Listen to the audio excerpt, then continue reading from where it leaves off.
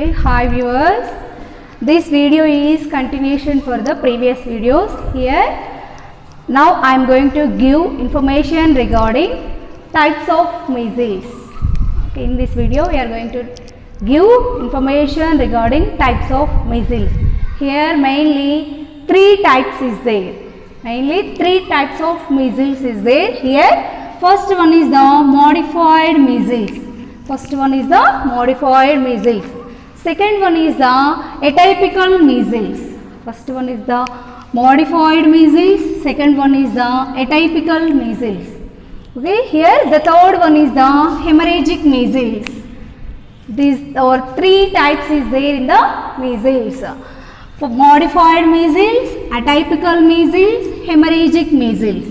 Okay, here what happens in this first type of measles, second type of measles, third type of measles, how we are differentiate the children is suffering with the first type of measles or the second type of measles or the third type of measles means depending upon the some changes in the body. Okay, here what happens means in these modified measles, okay, in these modified measles, here the immunity changes. Who are children affected by the communicable diseases, that is the modified measles, here the immunity changes, especially in the children's body some of the immunity power is there, no, the immunity power should be partially changes. Okay, immunity power will be reduced partially. Okay, here the duration, the modified measles duration is the illness of the measles should be very short period.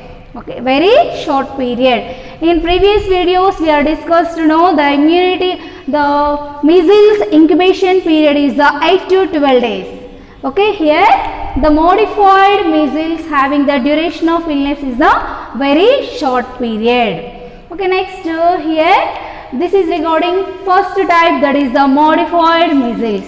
Okay, next second type, that is the atypical measles. Okay, second one is the atypical measles. Here the changes like exposure to the natural. Okay, the children will be affected by the nature. Okay, how the nature the children will be affected means some of the infected children already the children will be affected by the measles. Okay, the measles after a time the children will be secretions, some body fluids like nasal secretions or the throat secretions will be excreted. That virus should be there in the nature. Okay, due to the nature the infection will be spreading to the children. Okay, next here hepatosplenomegaly. Okay, another symptom like hepatosplenomegaly. Here what is meant by hepatosplenomegaly means the liver size should be increased, enlargement of the spleen. Okay, spleen and liver size should be increased due to the infections. Okay, here the children may be affected by these atypical measles. Okay, next here sensory symptoms. Okay, some changes in the sensory symptoms like the sensory symptoms like numbness of the skin. Okay, numbness of the skin, some burning sensation in the body. Okay, these are the symptoms is identified in the children who are affected by these atypical measles. Okay, next we are going to discuss about last and third one is the hemorrhagic measles. Okay, hemorrhagic measles. In these hemorrhagic measles what happens means the body temperature should be increased. Okay, high fever is there in the children who are affected by this third stage or the third type of measles, that is the hemorrhagic measles. Okay, next here what happens means convulsions. Okay, one symptom we are identified who are affected by these hemorrhagic measles, here that is the convulsions. Okay, in these convulsions what happens means abnormal electrical discharges from the brain. What happens means the body movement should be abnormal. Okay, who are affected by these convulsions, those children are doing some of the abnormal body actions. Okay, next here stupor. Stupor is nothing but who are affected by this third stage, that is the hemorrhagic measles. Here the persons are having some of the mental illness, okay, some of the mental changes. Due to that, the children having the confusion, okay, they are having some of the confusion in their daily life. Next here another symptom like coma. Okay, in this last one, hemorrhagic measles who are affected by these children, those are having the one symptom like coma. Coma means prolonged period the children having the unconsciousness due to the severe illness. Okay, due to the severe illness, the children are having the prolonged unconsciousness. Okay, next here some of the symptoms we are identified, that is the bleeding from the nose and mouth. Okay, bleeding from the nose and mouth and bowel. Okay, here the who are affected by this third stage, that is the hemorrhagic measles, it is a severe condition. Okay, here the children are having the nasal cavity bleeding. Okay, bleeding from the nose, epistaxis. Next here bleeding from the mouth. Okay, next here bleeding from the bowels. Okay, sometimes they are excreted stool, means they are having the blood or bleeding. Okay, this is regarding types of measles. Okay, next we are going to discuss about risk factors. What are the risk factors is there in the measles? Here first what means unvaccinated children. Unvaccinated children, what is meant by vaccination? Here by birth the children are having the up to 10 years some vaccination schedule, some immunization schedule is there. Okay, according to the government some immunization schedule is there. What is there means some of the vaccines is there to the children. Okay, by birth at newborn or some 3 months for 2 months. Okay, now that like that the children are having the some of the vaccines to the children for prevention of diseases. Okay, communicable diseases, especially communicable diseases, the government should be introduced some of the vaccines to the children of by birth, after birth, at the newborn stage. Okay, the children are every children should be undergone the vaccines for prevention of 7 communicable diseases. Okay, here the children who are unvaccinated means they don't know, the mother not having sufficient knowledge regarding what is the importance of immunization. Okay, she is neglected. Okay, she is not giving any vaccinated to the children. The type of children easily prone to get this measles disease. Okay, this is the one risk factor for the children.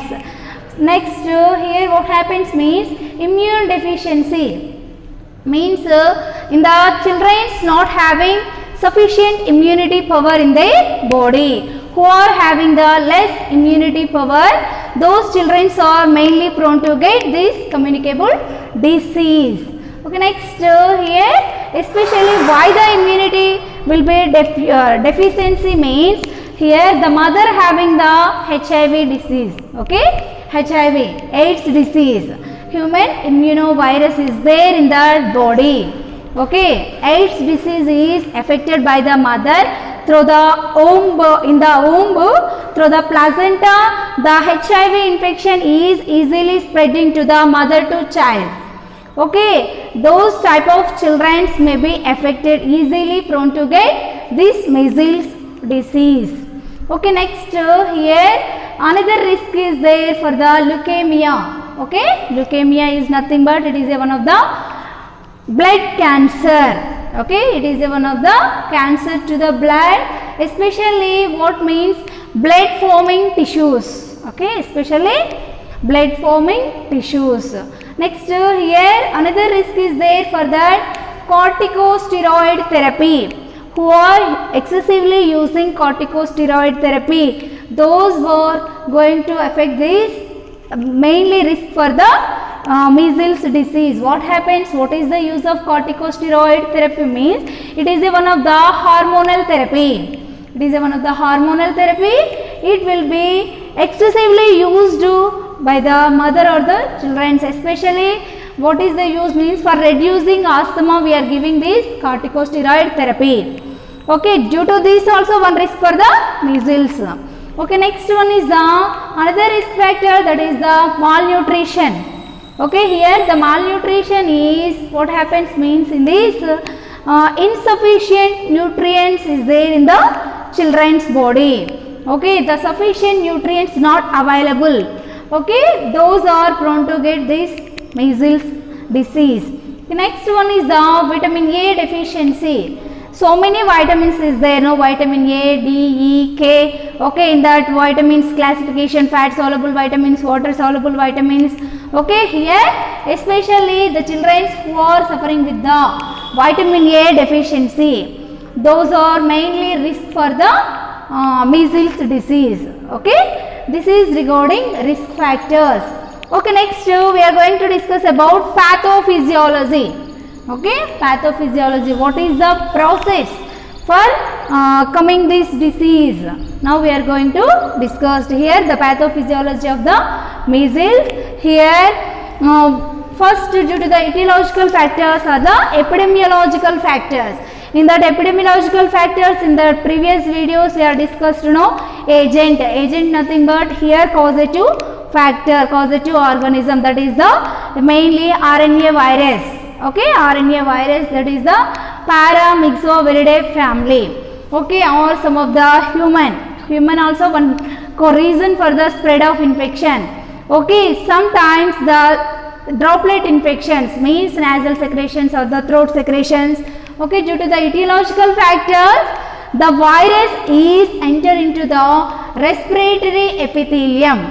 Okay, the virus is enter into the respiratory epithelium of the children's body. Okay, respiratory system having the epithelial tissue. Okay, in that the virus is enters.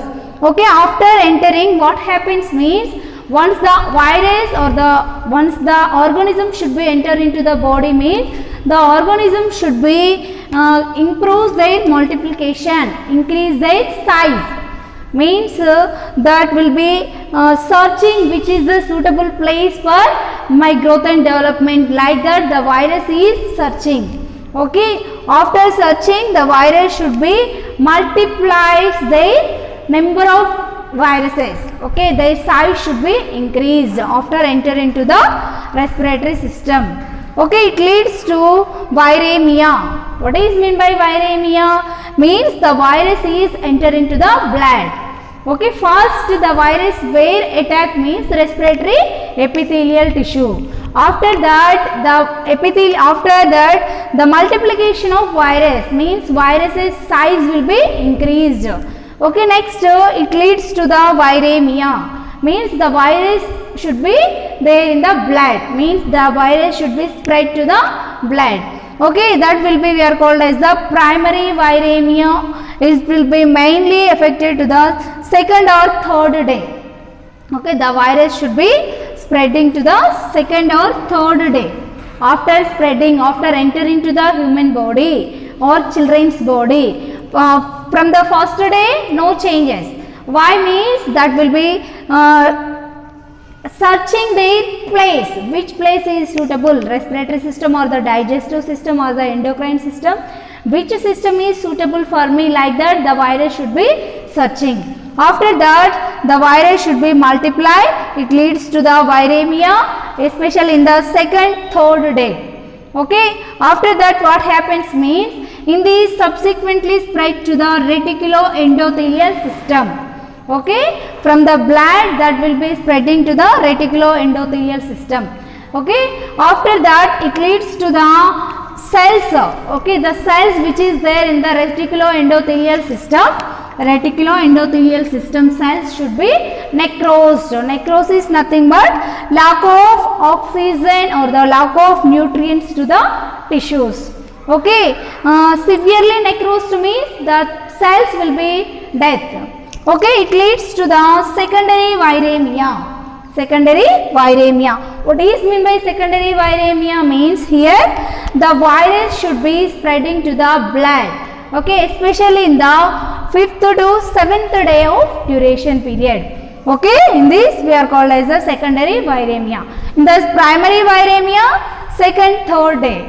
Okay, next secondary viremia 5th to 7th day. It leads to the systemic symptoms, means the children are affected by the some of the symptoms like we are discussed, no, fever, means the body temperature should be increased. Some complex spot is there, no, some maculopapular spots, means especially spots in the mouth or the red rashes in the skin. Okay, increased body temperature. Next, the mucous membrane will be inflammation in the nose. Okay, some of the secretions is secreted from the nose and the mouth. Okay, the tears means excessive secretions of the eyes, that we are called as the tears. These are the systemic symptoms we are identified who are the children is affected by the measles. Okay, this is regarding types of measles, risk factors, pathophysiology. Okay, types mainly 3 types. One is the modified measles, atypical measles, hemorrhagic measles. Okay, next risk factors: unvaccinated children, immune deficiency due to the HIV virus. Next, leukemia, blood cancer, corticosteroid therapy. It is a hormonal therapy for reducing the asthma. Due to excessive use of corticosteroids, the immunity system will be reduced. The children may be affected by this communicable disease of measles. Okay, next to malnutrition. Okay, here what happens means insufficient nutrients in the body. Next, vitamin A deficiency. Okay, these are mainly risk factors for the children for affecting of measles. Okay, next, pathophysiology. Once the virus should be entered, their size will be increased. Okay, after that the virus will be spreading to the blood. After that the reticuloendothelial system should be necrosed. It leads to the secondary viremia. It leads to the systemic symptoms, means after 5th or 7th day of illness, the children may be showing some of the signs and symptoms. Okay, thank you everyone.